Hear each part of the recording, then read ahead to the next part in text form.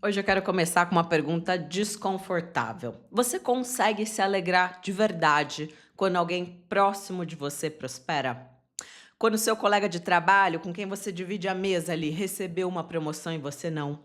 Quando o marido de uma amiga levou ela para as Ilhas Maldivas no aniversário deles de casamento? Quando a tua irmã fez uma dieta e ficou com um corpo maravilhoso?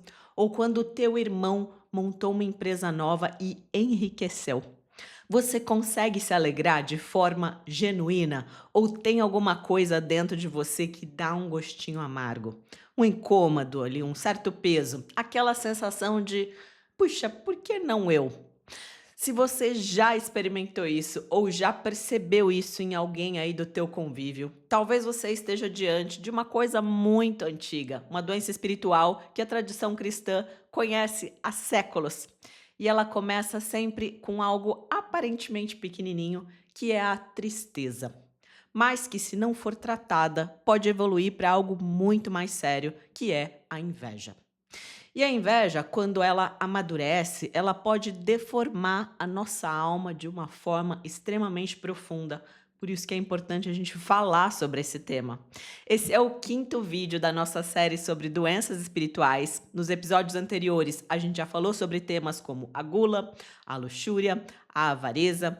No último vídeo, inclusive, nós vimos como a avareza nasce de um apego excessivo aos bens materiais. E quando o dinheiro deixa de ser apenas um meio e passa a ocupar um lugar quase que como de Deus na nossa vida, e hoje a gente vai falar de algo que muitas vezes nasce exatamente daí, desse apego às coisas materiais. Quando os bens do mundo se tornam o centro da nossa vida, é quase que inevitável que apareça a comparação. E da comparação nasce uma tristeza muito específica, que é a tristeza pelo bem do outro. Antes de mais nada, a gente precisa esclarecer algumas coisas importantes aqui, tá? Nem toda tristeza é um vício ou é um pecado, né, como a gente chama dentro da tradição cristã. São Tomás de Aquino explica aqui na Suma Teológica que a tristeza é uma paixão natural da alma, né? Foi Deus que a criou. E ela surge quando a gente percebe que tem algum mal presente. Então, por exemplo, quando a gente recebe uma notícia difícil, quando a gente atravessa uma frustração, quando a gente perde um ente querido, é roubado, maltratado, descobre uma doença, tem alguma coisa ruim acontecendo.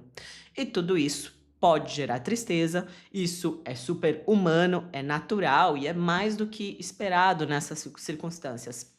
O próprio Cristo chorou diante do túmulo de Lázaro, se você se lembrar bem. Então, o problema não é sentir tristeza. O problema começa quando a ordem interior da alma se perverte. Quando a pessoa começa a se entristecer, não com aquilo que deveria deixá-la triste, mas com aquilo que deveria alegrá-la. E é exatamente isso que acontece na inveja. Então vamos definir de forma muito objetiva o que é a inveja. Aqui na Suma Teológica, São Tomás de Aquino define a inveja como a tristeza diante do bem do outro. Então, já vai percebendo aí a inversão de valores. O bem do outro não deveria ser um problema para nós. Aliás, o bem do outro deveria, em última instância, ser neutro, até porque ele não muda a minha vida em nada. Se o meu vizinho tem um secador de cabelo ou não tem, não muda a minha vida. Aliás, o bem do outro pode, em última instância, até melhorar a nossa vida, né? Dizem que melhor do que você ter um barco, um avião, é ter um amigo que tem. Porque aí você vai desfrutar de todo esse bem bom sem ter que pagar por isso, arcar com as despesas, né? Cuidar da manutenção.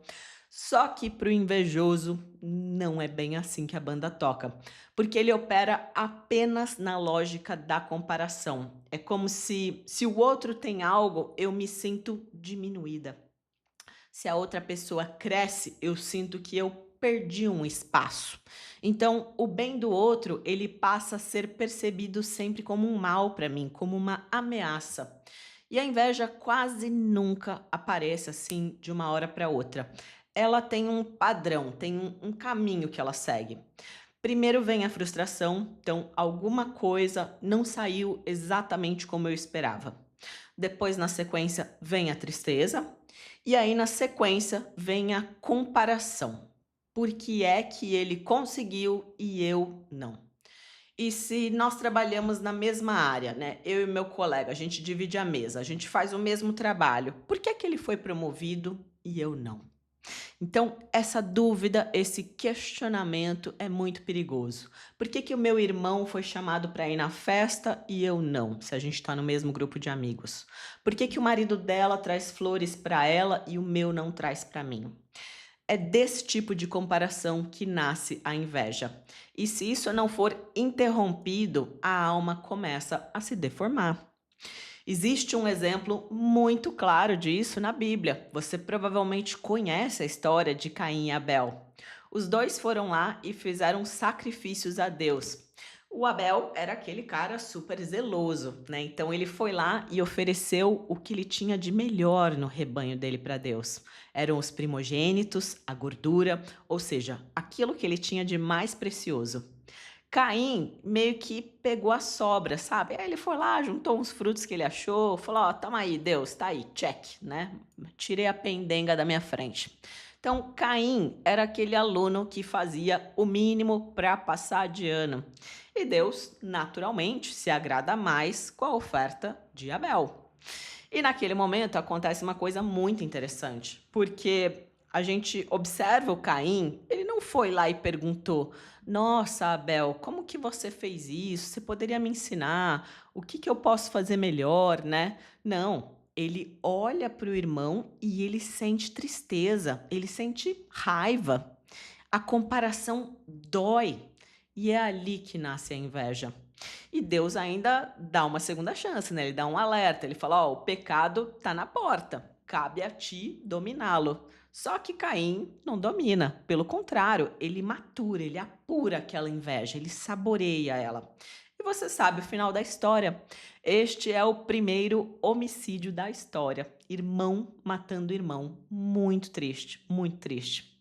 Mas eu quero que você preste muita atenção no padrão, no caminho que foi percorrido nessa história, né? Então, primeiro vem a comparação, depois vem a tristeza, vem a inveja e na sequência vem a violência. Então, lembra que eu falei que a inveja não nasce do nada?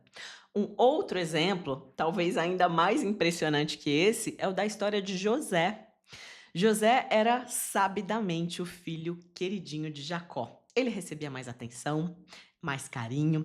O pai mandou fazer até uma roupa especial para ele, uma túnica bonita ali de manga longa. E isso começa a incomodar os irmãos, né? Não é um ódio imediato, é uma coisa assim mais sutil, mais silenciosa.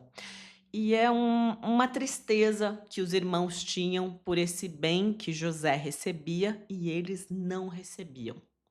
E a Bíblia chegou em um momento que diz que eles não conseguiam falar com Jacó de forma amigável. E aí já fica bem claro, né, que a inveja já tinha contaminado o coração deles. E o que que acontece depois? Eles pensam em matar o irmão, similar à história de Caim e Abel.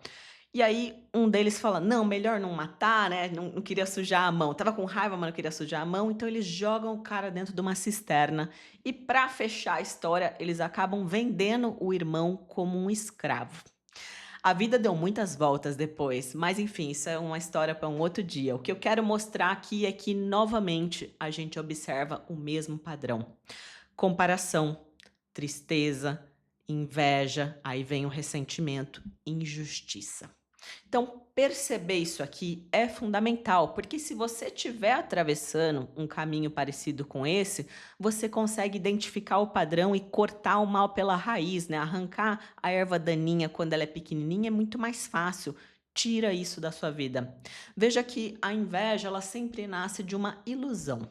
A ilusão de que o bem do outro nos diminui de alguma forma. Mas a realidade é que as coisas não funcionam dessa forma, né? A luz, ela não se divide, ela se multiplica. Uma vela, ela não perde luz quando ela acende a outra. A inveja é um vício muito grave, porque ela destrói uma coisa muito importante dentro da nossa alma, que é a capacidade de se alegrar com o bem. E quando a pessoa perde essa capacidade, ela começa a viver num estado constante de comparação, como eu já te mostrei nessas duas histórias. Nada parece suficiente, nada parece satisfazer, E isso pode levar a um desânimo cada vez maior. Você conhece alguém assim que está sempre reclamando, está sempre vendo o que falta? Então vem uma pergunta muito importante aqui: como é que a gente combate a inveja? E a tradição espiritual sempre apontou alguns caminhos, né? E o primeiro deles é a gratidão. A inveja nasce da incapacidade de reconhecer os próprios bens. Então você está olhando o outro, mas não está olhando o seu. Tem alguma coisa dentro da sua vida boa, né? E uma prática muito interessante para combater isso é algo que tem ficado muito popular hoje em dia, é o diário da gratidão. Na minha última viagem para os Estados Unidos, eu vi que isso está fervendo por lá. Inclusive, eu comprei um desses caderninhos aqui, ó. Mas você não precisa comprar nada especial, assim. Pode ser simplesmente um caderno comum.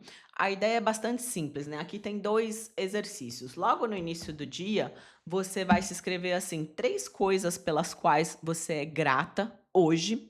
E isso já te obriga a começar o dia direcionando o seu olhar para o que existe de bom na sua vida. Tira o olhar da falta, da escassez e põe o olhar no que é bom.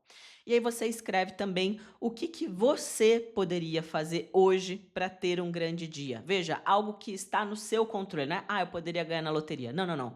Eu poderia, por exemplo, desfrutar de um jantar tranquilo em família, fazer meia horinha de leitura, comprar flores para casa, tomar um vinho com meu marido. Enfim, você escolhe.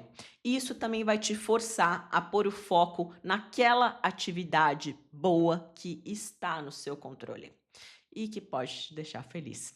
E aí, no final do dia, você vai voltar para o seu caderninho e vai fazer um outro exercício. Aí eu quero que você anote quais foram os destaques do seu dia, quais foram os pontos altos. Três coisas que te fizeram muito bem, que te deixaram feliz naquele dia. Puxa, um colega me ajudou com algo que eu estava precisando, uma pessoa carregou minhas compras no mercado, meu marido fez um comentário gentil para mim. Esse pequeno hábito vai treinando o seu coração para perceber que tem muita coisa boa na sua vida que você não está valorizando. Você provavelmente só está distraído olhando para as coisas erradas. E quando o coração aprende a reconhecer os próprios bens, a comparação perde força. O segundo remédio espiritual aqui é a caridade. Aprender a se alegrar com o bem do outro, mesmo quando isso exige um esforço nosso. Porque o vício sempre se quebra com um ato na direção contrária. Então, aqui pode entrar um trabalho voluntário em uma instituição de caridade, pode entrar um trabalho sem remuneração na sua própria área, né? Então, você é médico, atende ali sem cobrar consulta, quem não pode pagar. Enfim, alguma atividade que você faça de forma generosa e amorosa apenas para servir. E o terceiro remédio é restaurar a hierarquia correta dos bens na sua vida. Eu falo muito sobre isso nos meus programas de mentoria. Quando os bens materiais ocupam o centro da sua vida, a tristeza é inevitável, porque sempre vai ter alguém que tem alguma coisa melhor, mais bonita, mais cara, mais nova, mais tecnológica. Mas quando a hierarquia das coisas está correta, né? Deus vem primeiro, depois as pessoas, e aí só em terceiro lugar vão vir as coisas. Aí os bens do mundo voltam a ser apenas meios e já não se tornam mais um problema para você. E eu quero encerrar aqui com uma pergunta muito sincera. Você consegue se alegrar de verdade quando alguém próximo a você prospera? Ou isso te incomoda mais do que deveria? Eu gosto muito de lembrar uma coisa simples: o bem do outro não é uma ameaça para você. Ele é só uma prova de que alcançar aquele bem é possível. Então cabe a nós escolher. A gente pode admirar, a gente pode tentar aprender com essa pessoa qual é o caminho para chegar lá. A gente pode se inspirar para a gente se engajar mais no que a gente está fazendo, botar mais energia, mais velocidade, ou a gente pode seguir um caminho muito ruim que é tentar destruir. Só que tem um detalhe: se você tenta destruir a outra pessoa, quem vai acabar destruída é você. E eu te digo mais: se a inveja não for tratada, ela pode evoluir para uma doença espiritual ainda mais profunda. Uma tristeza que já não atinge só os bens deste mundo, uma tristeza que atinge também os bens de Deus. E é isso que a tradição espiritual chama de assídia.